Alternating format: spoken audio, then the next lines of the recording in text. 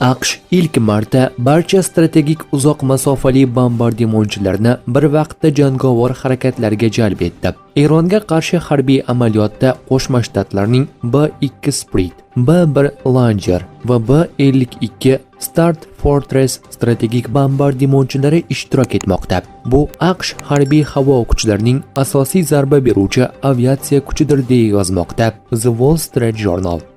Nashr ma'lumotlariga ko'ra, AQSh aviatsiyasi allaqachon Eron hududining ichkarisida, jumladan Tehron atrofidagi hududlarda 200 dan ortiq nishonga zarba bergan. Hozircha bombardimonchi samolyotlar Yaqin Sharqqa, Qo'shma Shtatlardagi bazalardan uchib bormoqda. Biroq yaqin vaqt ichida ular jangovar hududga ancha yaqin joylashgan Buyuk Britaniya bazalariga joylashtirilishi mumkin.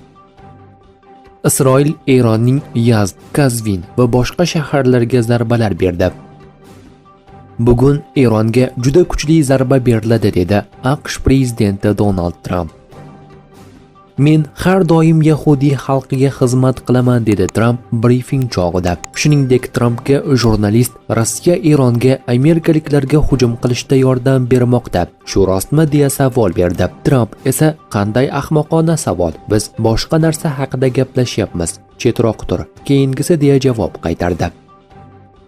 Eron qo'shni davlatlarga zarba bermasligini ma'lum qildi.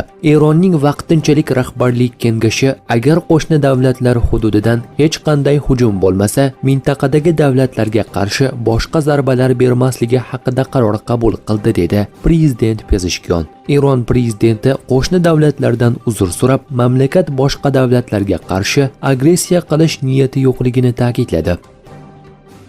Bugun AQSh Eronga eng yirik bombardimon hujumini o'tkazadi. AQSh Eronga rekord darajadagi bombardimon amaliyotini o'tkazadi dedi AQSh Moliya vazirligi rahbari. Bugun tunda bizda eng yirik bombardimon kampaniyasi bo'ladi. Biz Eronning raketa uchirish qurilmalari va raketa ishlab chiqaradigan zavodlarga eng katta zarar yetkazamiz dedi u.